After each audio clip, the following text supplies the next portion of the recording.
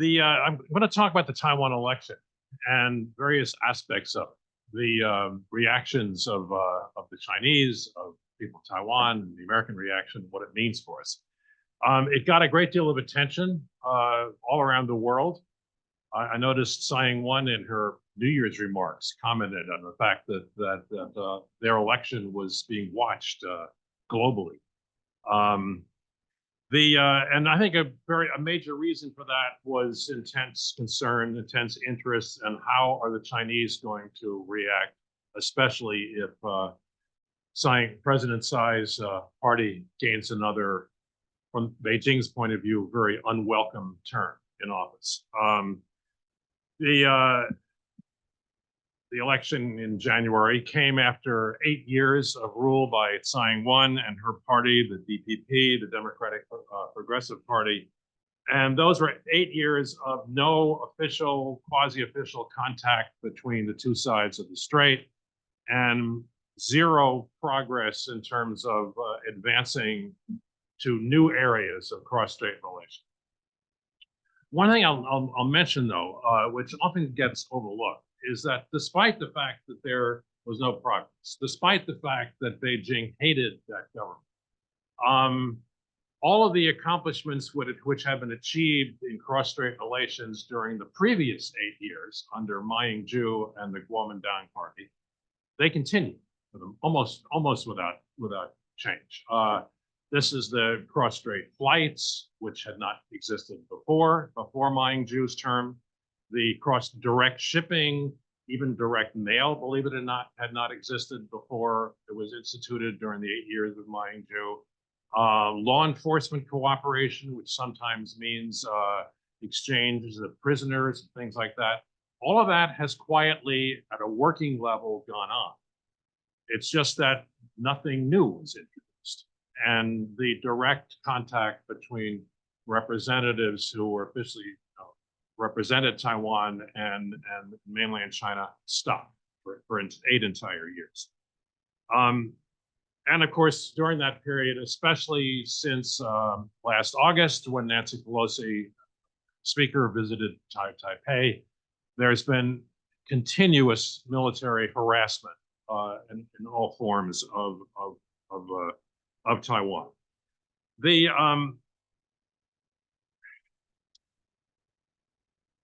Beijing made no secret of the fact that it didn't want Lai Ching-te, the vice president of Taiwan and the representative of the DPP party, Tsai's party. They didn't want him to win.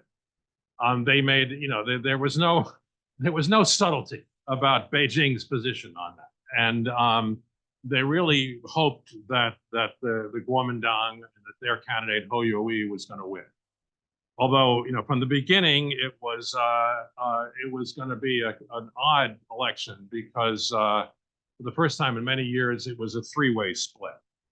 And so when Lai Ching-te was elected on January 13th, Beijing was clearly disappointed. In fact, from Beijing's point of view, they will tell you privately, and I saw the other day, they even said publicly that basically he's even worse than Tsai. They see him as somebody who is much more open and frank about, at least historically had been. He's being a little more careful now about the fact that he really is, as he once famously put it, a practical worker for Taiwan independence. And he's also just generally, Tsai Ing-wen is a very sophisticated graduate of the London School of Economics, very knowledgeable about cross-strait relations, a trade lawyer, very careful and cautious. And even privately, Beijing will recognize that she was very trade. And Lai Ching-te is not particularly cautious and prudent. I would say, though, that Beijing's disappointment at the election outcome, we know from particularly private conversations I've had and public remarks, the disappointment is somewhat tempered by the fact that Lai only got 40% of the total vote because of the three-way split. So he will be coming into office on May 20th with a rather weak mandate. And on top of that, his party, the DPP, the Democratic Progressive Party, had controlled the legislature, the LY, the Legislative Yuan, for the last 8 years, and they just lost control. And on February 1st, the new legislature actually came into office, and the KMT, a KMT congressman, former presidential candidate Han Guoyu, was elected Speaker of the House.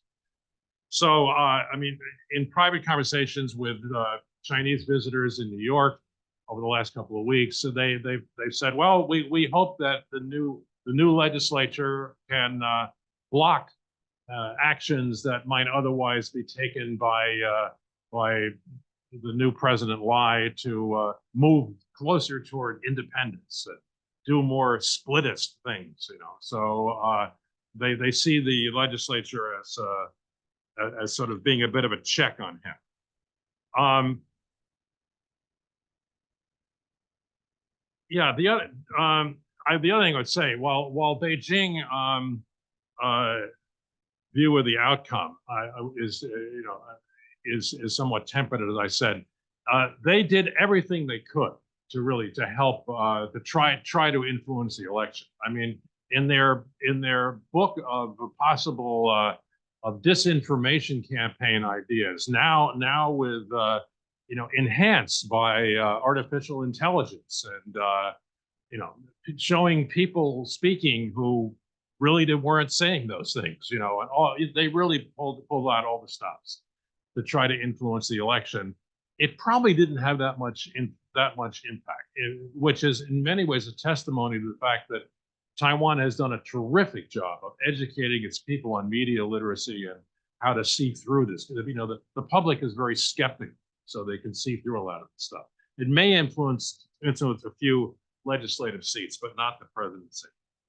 In the second half of October, I visited Taiwan, also Beijing, Shanghai, Tokyo, Seoul, in an annual trip that we make with a group of former officials U.S. officials from the National Committee on American Foreign Policy, and which I've worked with for many years.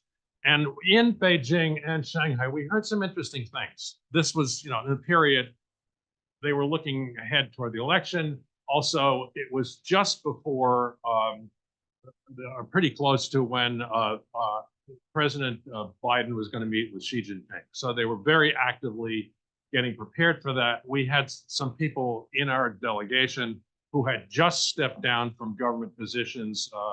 I can mention Rick Waters, who had been in charge of China affairs in the State Department and had worked directly with some of the officials we were meeting in Beijing about just like a couple of weeks before on preparations for the meeting. So that was great to have him along. And what really struck me is that in a meeting with an important leading foreign ministry official, and separately with a very well-known and important and very close to the government in Beijing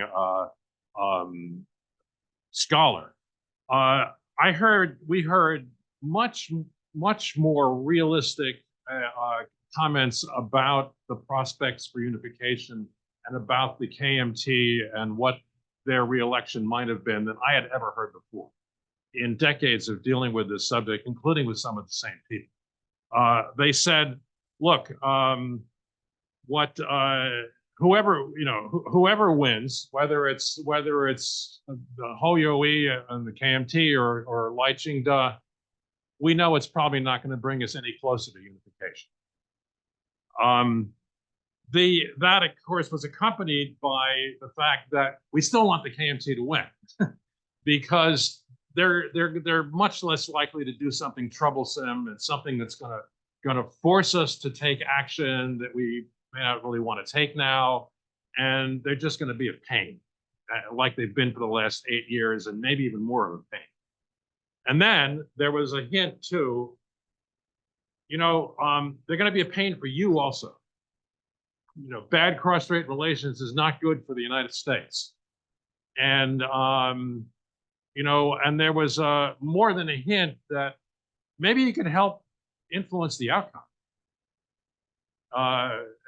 We heard, actually, the phrase was used more than once. Maybe you could put your fingers on the scales.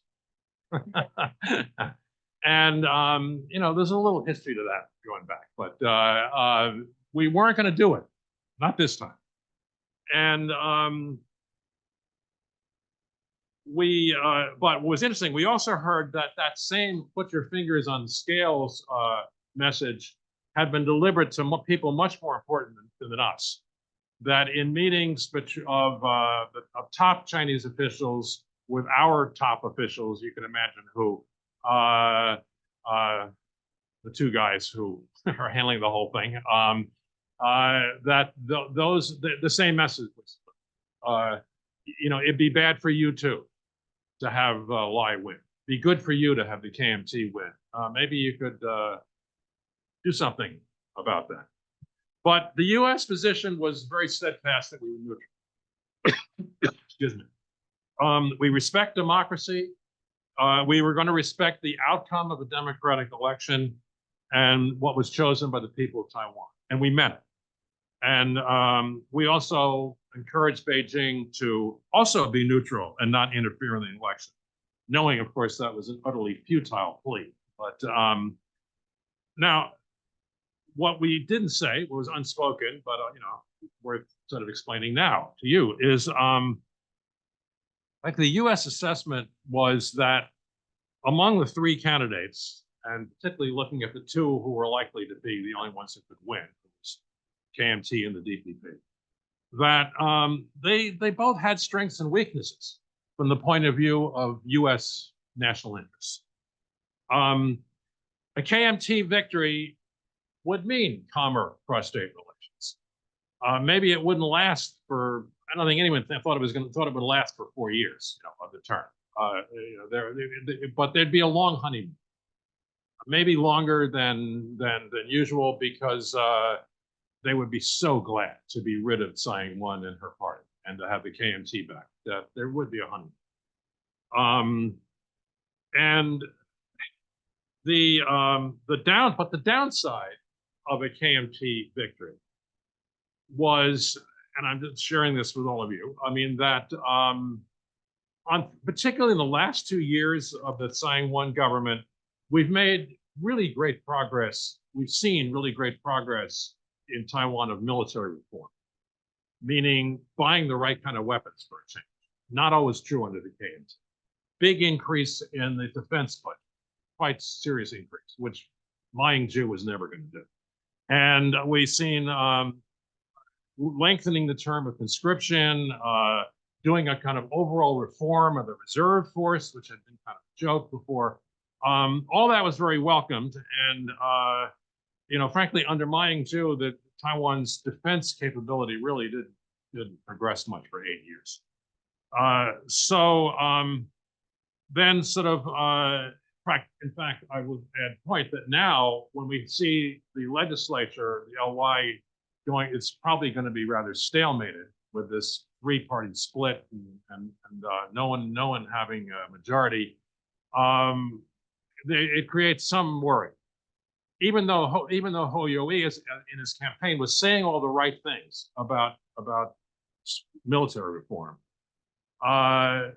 there were some bad signs too. Like the vice presidential candidate he chose was a deep blue guy who has been I would say a military deterrence skeptic. And so we'll see whether we had the same kind of stalemate over defense budgets that we had at times in the past when the KMT controlled the legislature. We'll see. We hope not. In the case of the DPP, why were there doubts about that? Well, it was sort of the flip side of the view on the KMT. Definitely there was going to be tension, cross-strait tension right out of the door as soon as he took office, and it's not really in our interest to have that kind of tension. It creates, when you don't have the two sides of the strait talking to each other and engaging, you have the possibility of misunderstandings and accidents happening and things that could bring us in and affect us. Then on the positive side was the military reform is probably going to continue. And we won't have to, except for the legislature's role, we won't have to worry about whether they're making the right kind of investments and doing what they need to do to defend themselves. So where do we go now? We're now in this interregnum period, rather long lame duck period of signing one before the May 20th inauguration.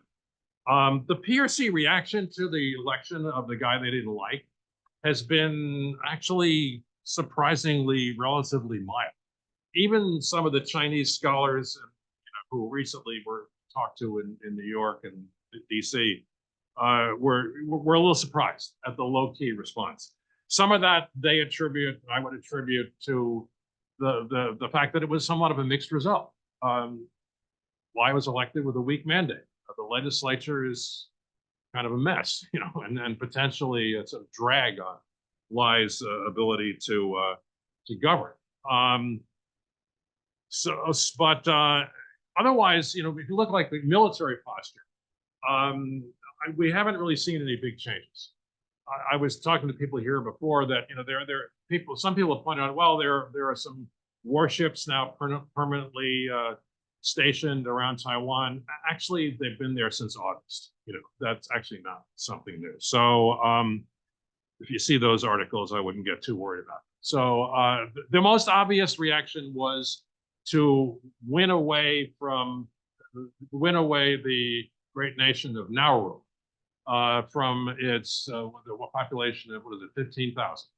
To win away Nauru, shouldn't belittle it. They've got a big building here in Honolulu, and to win away them from recognizing the Republic of China to recognizing the People's Republic of China. And no question about it, one discussion I was in, Vincent Chow, who's a spokesman and leading member of the DPP, said that was deliberately taken as a move to embarrass Lai Ching-te and to send a message that they were unhappy. I think that's an accurate interpretation. Another thing they've done is change the flight path of the north-south flight path of the civilian aircraft down in the middle of the Taiwan Strait, and they've just unilaterally, their flight path was set by discussion between Taipei and Beijing, but they unilaterally just moved it closer to the Taiwan side, closer to the median line, and of course they also repeated that they don't accept that there is a median line because it's all one country. Just in recent, some of the high-level PRC visitors we've had to Washington, New York.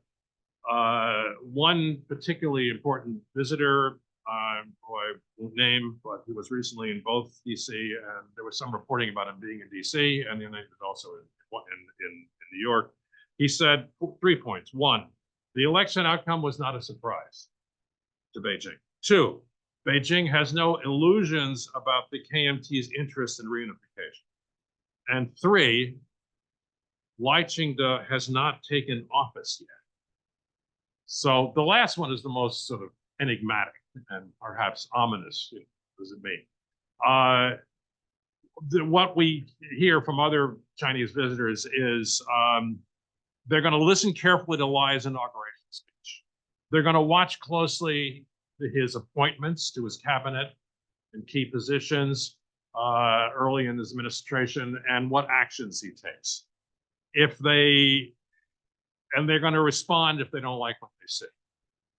And that's how we push things. What if he does something you like, And they said, well, then they sort of said all the things that he would have to say, which are, I'm not going to go into it all, but it was all things he's not going to say. So it's not going to happen. So what kind of action would they take?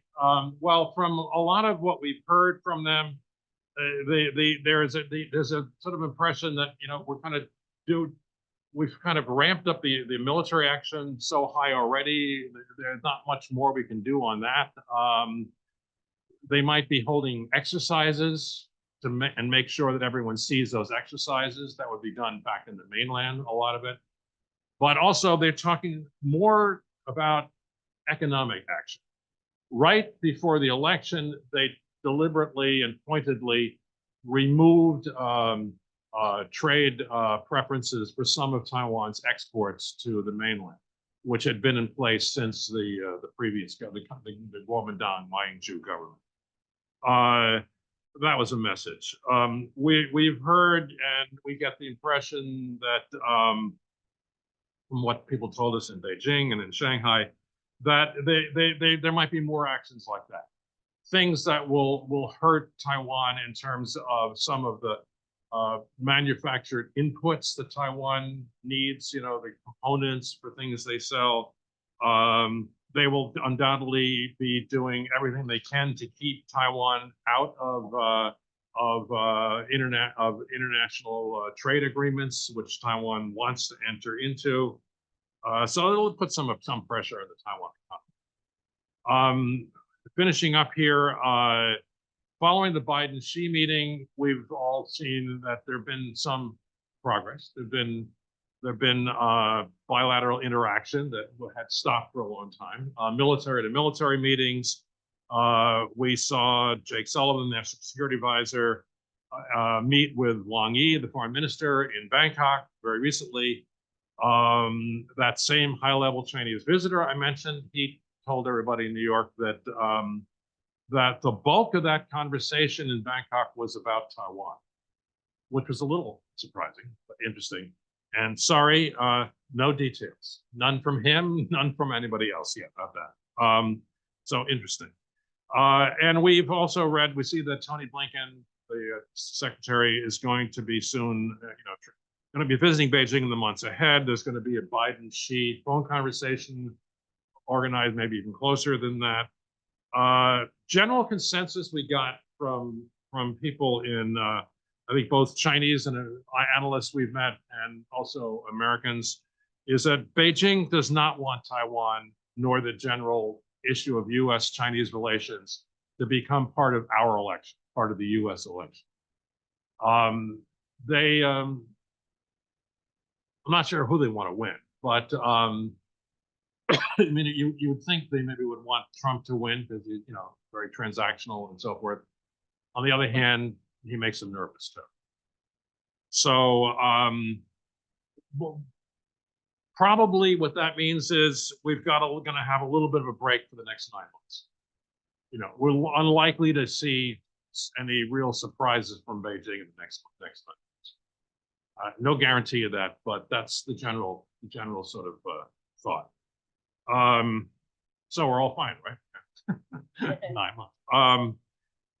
After the Taiwan, just the last point, after the Taiwan election, you probably saw the administration sent to Taipei a bipartisan delegation led by former Deputy Secretary of State Jim Steinberg, Democrat, and by former National Security Advisor Steve Hadley, a Republican, two very capable people I know well.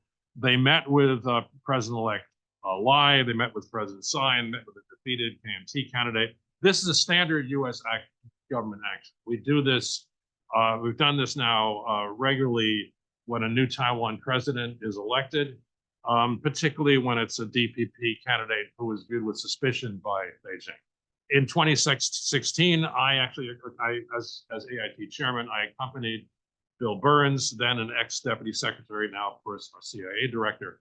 I accompanied him on a visit to Taiwan to meet with Tsai Ing-wen.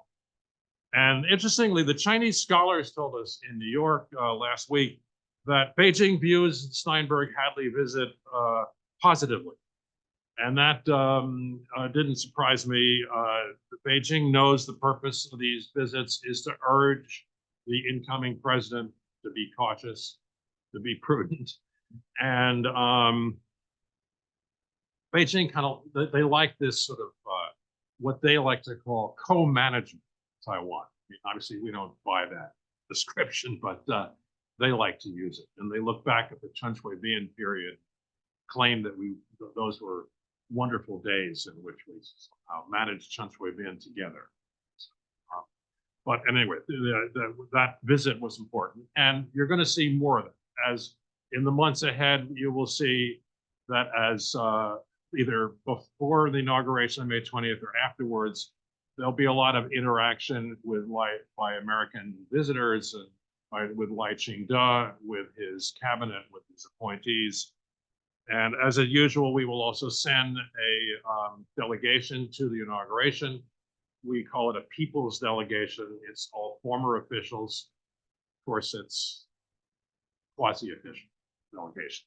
I've been on many of those too, because the chairman of AIT and the director in Taipei are also part of the delegation. And it's usually led by a former chief of staff to the president of the party that's currently in power in Washington. So it doesn't have to be one chief of staff of the sitting president, but one of, in this case, one of Obama's former chiefs of staff. I'm going to stop there. That's just, I know there'll be a lot of questions. I've probably gone on too long, but no, Rick, over to you. No, not too long at all. That was very, very well done, Ray. It was a remarkable tour d'horizon of the situation. I guess it almost leaves one thinking, what were we all so concerned about over the last few months in terms of this election? No, I'm serious. You know,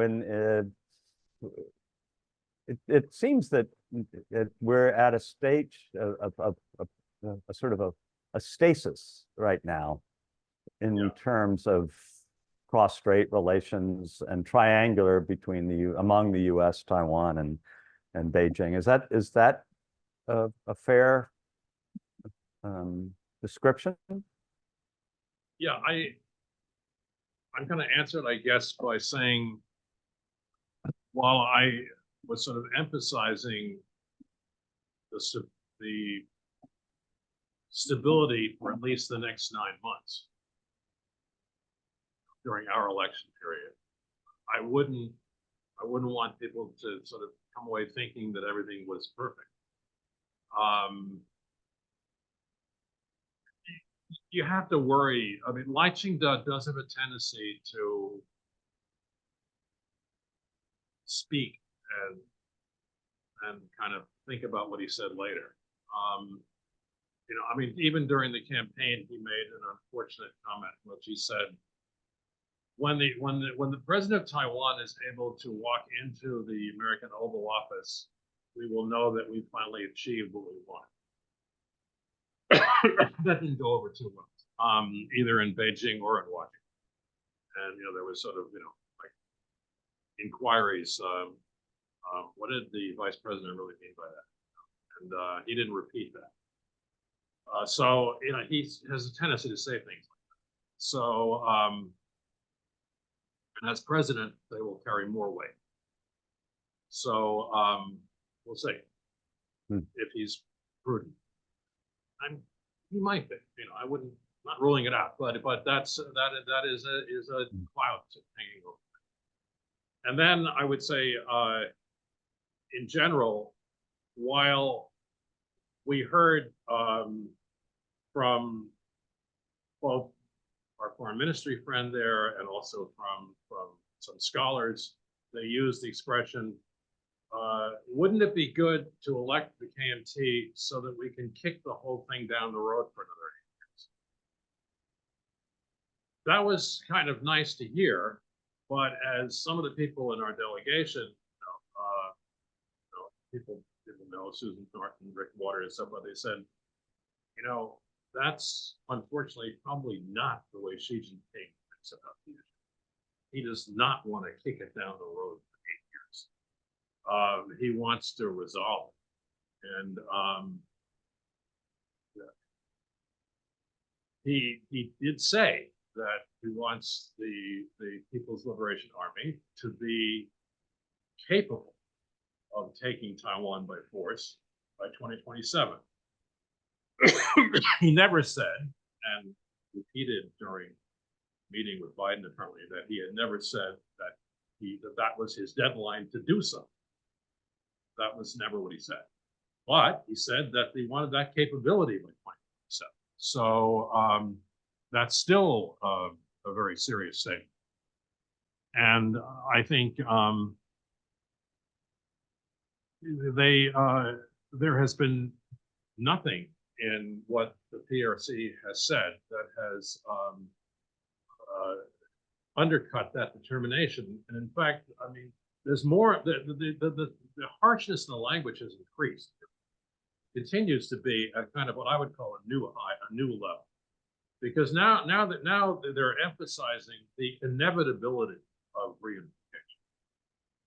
That's a kind of a, I mean, they've always kind of believed that, but that's a new turn of phrase, that's a new slogan, and one that sends a real message to us and to the Taiwanese and everybody else. So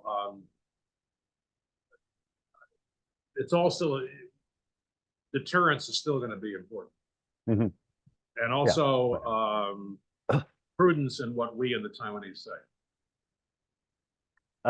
We have a new wrinkle for our online seminar. We actually have some people in the room with our speaker, including Denny Roy. And for those of you who are not in the room, just a reminder that the chat is open, and I'll be fielding the questions for you folks through the chat. So Denny, would you like to pose your question, please? Ray, thanks for a great presentation. When you were characterizing the discussions you had with your counterparts in Beijing, the impression I got was that they generally felt like they would be comfortable with unification never happening. But what they really wanted to avoid was some kind of spectacular gesture of independence. And on the other hand, as you just mentioned, there's a lot of worry that Xi Jinping might have his own agenda, and perhaps the PLA backs him up on that. So is your feeling that there's kind of a split within the Chinese elite on that question of whether the decision is made already, or the Chinese can kick the can down the road? Definitely. It's a really interesting question.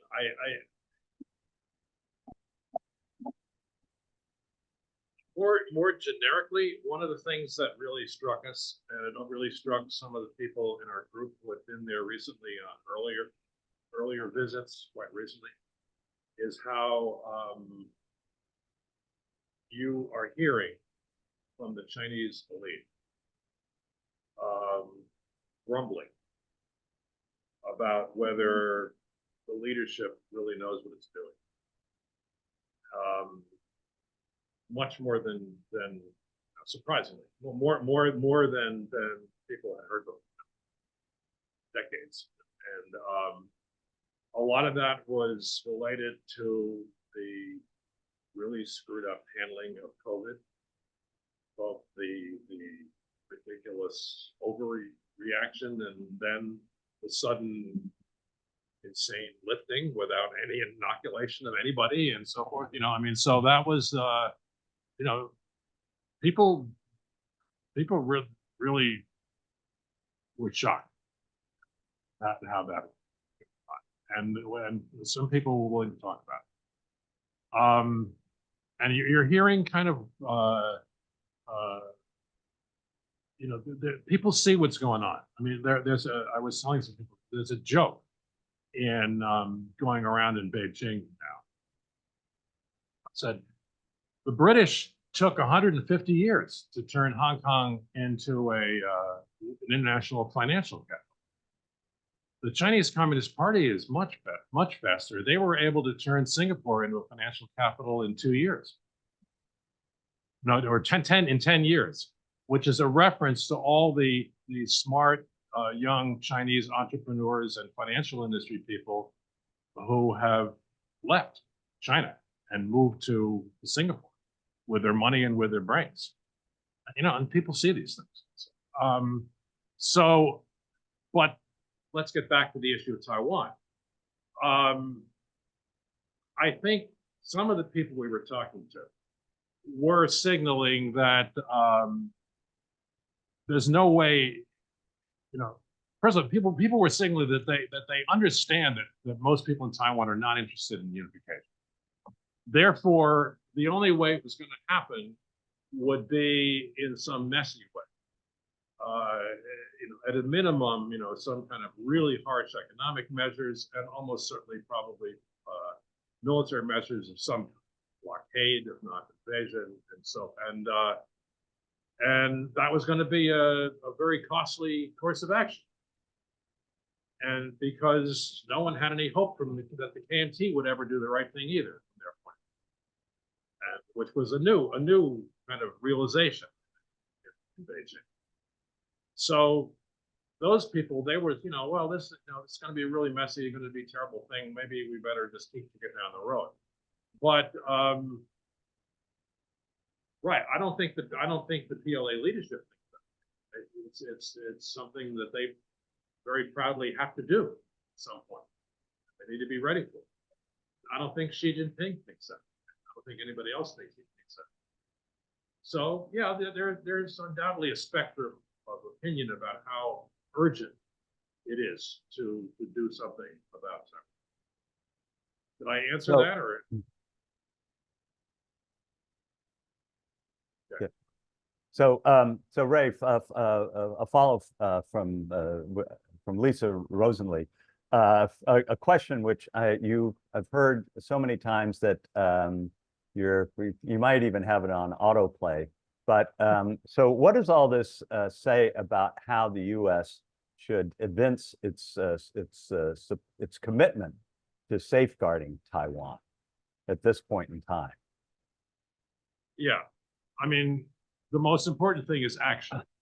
And so the most important thing is to have that one of the most important aspects of the Taiwan Relations Act is, which doesn't get mentioned too often, is that we must maintain the capability of the U.S. military to be able to deal with a crisis in the Western Pacific.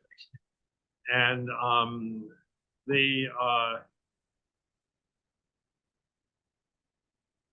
we're probably falling behind on that. It's taking too long to manufacture Navy ships. The repair of ships is falling behind. The Ukraine conflict and now adding the Gaza conflict have made us realize that we've got real problems in our military production chain, and these are well-known problems, and we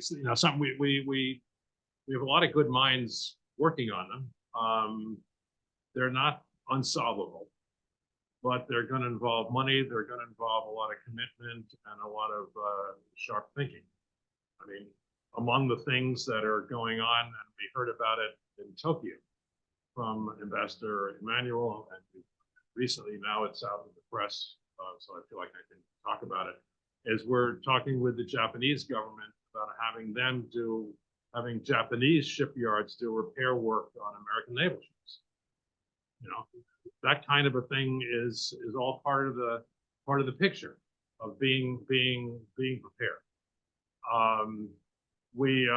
It's strengthening the alliances with the Japanese and with the Australians, and now also with the Filipinos. That's all part of preparation and doing the right thing too.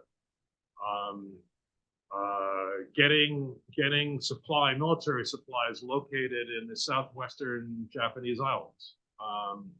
Getting supplies stockpiled of all kinds in Taiwan itself. It's all part of the picture. Making sure the Taiwanese military are buying the right things and doing the right things.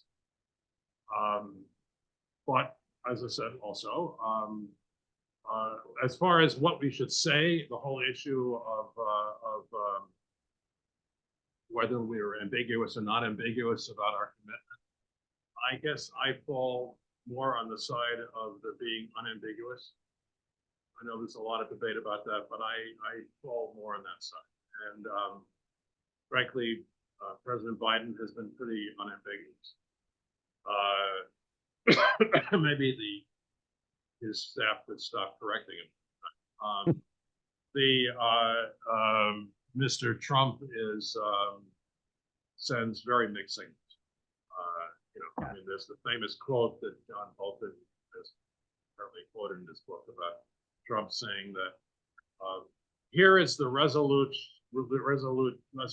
desk. That's China. Here's the tip of my Sharpie. That's Taiwan. That's not helpful. Yeah, we could have a whole separate seminar on that. Actually, Bill Sharp has a interesting Of question. course. Hi, Bill. Asking about oops, where is this? Sorry, hold on. One country, two systems is clearly out. Wang Huning is charged with coming up with a new concept for unification. Do you have any idea of what that might be?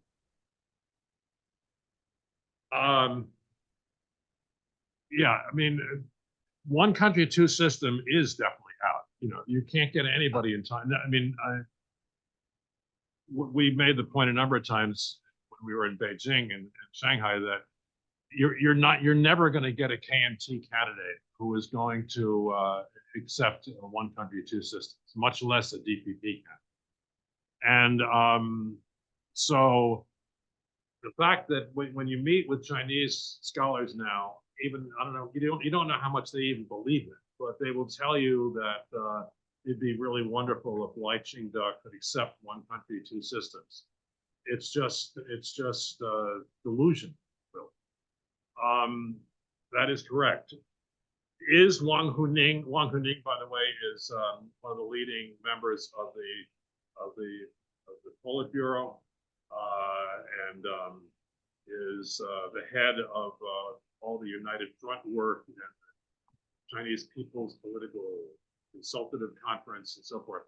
And in that position, historically in China, that makes that person really the lead player on Taiwan, above even the foreign ministry people and the Taiwan Affairs Office of the party. So yes, there are lots of stories that he's working on some new formula. There's no real collaboration, but it's possible.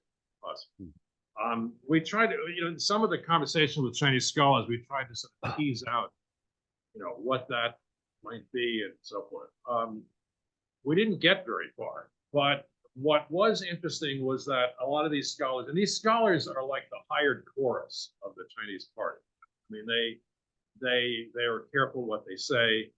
They made a point in one delegation we met with in New York. They made it's like 2 weeks ago. They made a point of letting us know that they had met with Sung Tao, the head of the Taiwan Affairs Office, just before they had gotten the planes to fly to New York, or Washington. So they were they said one of the good things that Lai Ching-te could do, which would maybe open up the way to being able to have the back channel talks, being able to communicate, was if he signaled that he was looking for and open to some new variation on one country, two systems. Very vague, but the fact that they were saying that, that might be possible, and suggesting openness to something like that is intriguing. But we had a lot, we discussed, we went back and looked back at some of the things that people had talked about back in the 90s, when I was dealing with Wang Daohan in Shanghai in the late 90s. They were talking about confederation picture, or they're talking about something more like a commonwealth. But whether they were willing to go back and look at those ideas again was not really 100% clear. Ray, if I if I might. We have another attendee in person. President Susie Vares-Lum is there, and Yes. she has a question for you. Of course. Thank you, Rick, and thank you so much, Ray, for your insights and for your dedication. It's clear that your ability to get the inside scoop is because of the relationships that you have around the world and that you've established long-term. And being, I have to ask an East-West Center kind of question. I just went to Taiwan, 10th anniversary of Taiwan's investment in the Pacific, representative from Nauru in that Pacific Island Leadership Program. Despite the fact that many of those fellows do not their countries do not recognize Taiwan and have flipped. And at the same time, here we continue to have students from China and Taiwan. I've heard Secretary Blinken say that we need to continue to expand people-to-people relations where we can. I wondered, but on the other hand, others are saying, well, for the People's Republic of China, their leadership, a lot of those choices are transactional. So the genuine nature of those kinds of discussions and relationships today have changed from the past. And I wondered if you could just share what you know and where you think we should go. What kind of advice would you give in this people-to-people relationships and understanding? We have students and participants from all of these countries that you mentioned, and wondered if we could get your advice. That's a very important question. And actually, we had a lot of discussion in China and with Chinese in New York more recently, and in a trilateral discussion we had online that included scholars and even some officials from the U.S., the mainland, and Taiwan. Three-way.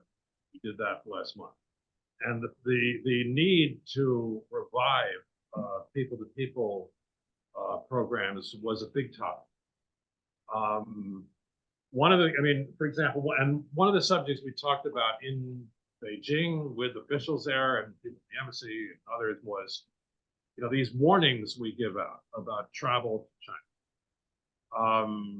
They're very appropriate for some people and a lot of people. And obviously, no one wants to underplay that there have been some really horrible cases of business people being arrested and being used as hostages, basically, and both American and other nationalities. There was when we were there, a lot of talk about a Japanese executive, but surprising. Many people were surprised that we were there. But to have the warning also applied to students going to China, does that really make any sense? I think, then that's worth debating, worth discussing. Maybe not. Maybe that's a little bit too drawing, maybe, exaggeration. So we have to look. There are ways to deal with things like that. And then there are also there was an incident being talked about in which Chinese students arriving at Newark Airport, Dulles Airport, and students and there was a couple of students who were pulled aside for secondary investigation. And why? Well, because they were science students. One was a young woman studying physics. And so there was sort of a general suspicion that if they're science students, they're going to be there trying to steal our secrets. Well, it's that. Yeah, sometimes it's true, but maybe not. Someone going to be a physics major at Yale and going there as a freshman. So we have to be a little bit more fine-tuned in how we deal with these things. So the other thing I say is that program. I will be shameless and say that program of the training for the Pacific Island leaders, I was directly involved in. it was also very much, I will give credit to Kurt Campbell. Kurt Campbell, I remember when I can't remember whether he was in the NSC or assistant secretary. He was assistant secretary at the time. And he said, why don't we have this program and it'll be, well, we can only do it if it's for countries that both recognize and don't recognize Taiwan. And I said, I don't think that's going to be a problem because the Taiwanese will still see it as good for them, have the other people there. And then Kurt, probably should have said, Kurt said, you know, in Huck Finn, how people are, he persuades people that if they paint the wall, that they're going to be, it's going to be something, a good thing for them, you know. And he said, so he said, not only are we going to do this and everything, we're going to get Taiwan to pay for it. And then, of course, half the trading is in Taiwan too. So it's been a winner. Yeah. But actually, Ray, just to follow up a little bit more on that, you know, you're right that there's a certain amount of trepidation, I think, on the part of many people, you know, in terms of going to China or Chinese coming here. But I mean, isn't this the sort of thing that the East-West Center would be, you know, sort of perfect for, the kind of low conflict meeting ground? I mean, it does strike me that this is a very good time with the de-escalation that we've seen with the Biden-Xi talks. Yeah. It does also seem to me that Xi is, you know, in my view, has blinked a little bit in terms of his antipathy towards the outside world, at least on the surface. So, I mean, can you think of some? I agree with all that, and I think there's a lot behind that. Some of it is they are definitely concerned about the withdrawal of a lot of investment in China. I mean, the investment flow has gone down to foreign investment into China is down to a trickle. I mean, the numbers are quite shocking compared to how much and the less stock market too, or 5 years ago. Yeah, so they are. You know, there's a lot of outreach. They're doing outreach that they weren't doing 2 years ago. So, but in terms, I agree. The East-West Center is perfect, and I think you can. I don't. Do you have are Chinese students coming here now? Good. Yeah. So apparently, a lot of places are not. So that's good. That's it. I think it's a good place, and I would think it'd be good for dialogues too. Yeah. And dialogues, you know, as I said, we just had an online dialogue. The National Committee on American Foreign Policy does a lot of track 2, so that's part of our sort of thing. And we had an online dialogue that had both people from the mainland and people from Taiwan, and it was very congenial. It's polite. Okay, so I mean, everybody was polite, and it was constructive, I think. So there's no reason why you couldn't do something like that in person. Yeah. In fact, maybe it could be the National Committee on American Foreign Policy and the East-West Center together, which has happened. Actually, quite a few years ago, when Don Segoria was still running that program. One of those trilateral dialogues, instead of being held in New York, was held here in Honolulu. Was held right here in Burns Hall. So, you know, it could be done again. All right. We're really out of time, but I can't let this go without asking the 3 carom billiard question, which normally comes up in any discussion. How do you see what's going on between Russia, China, and Ukraine, or what happened when Russia invaded Ukraine? Did it have any impact on Chinese military, strategic, political thinking in terms of, you know, what the consequences would be of raising the stakes vis-a-vis Taiwan? Did this come up in your conversations at all? Yeah, no, it comes up in a lot of conversations, including with my friends in the U.S. government. And I should say I do work with the Institute for Defense Analyses, in which we look at various scenarios. But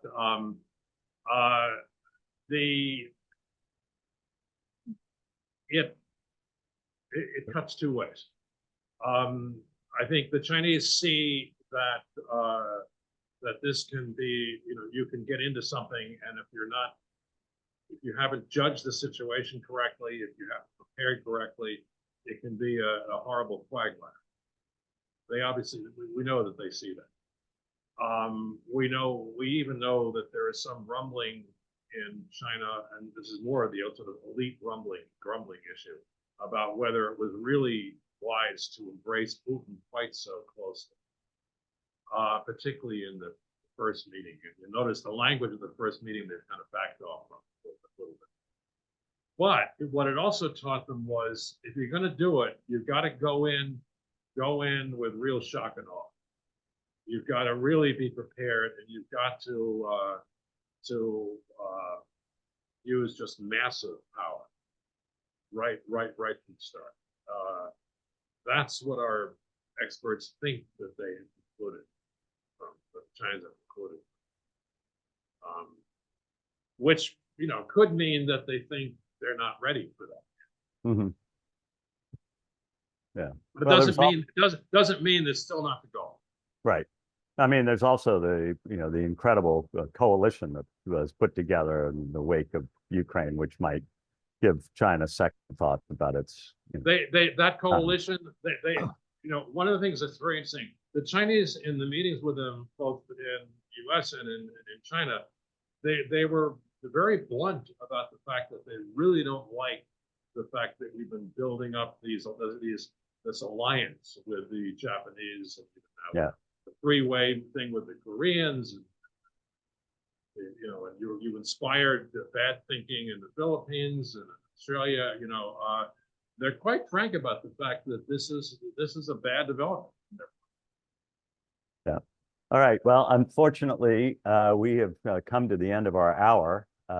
We've filled it up, and again, Ray, this was a great presentation. You covered an enormous amount of ground, and with a great deal of information that I hadn't seen before, and I try to follow this. So I'm in your debt, and I think everybody else here today is as well.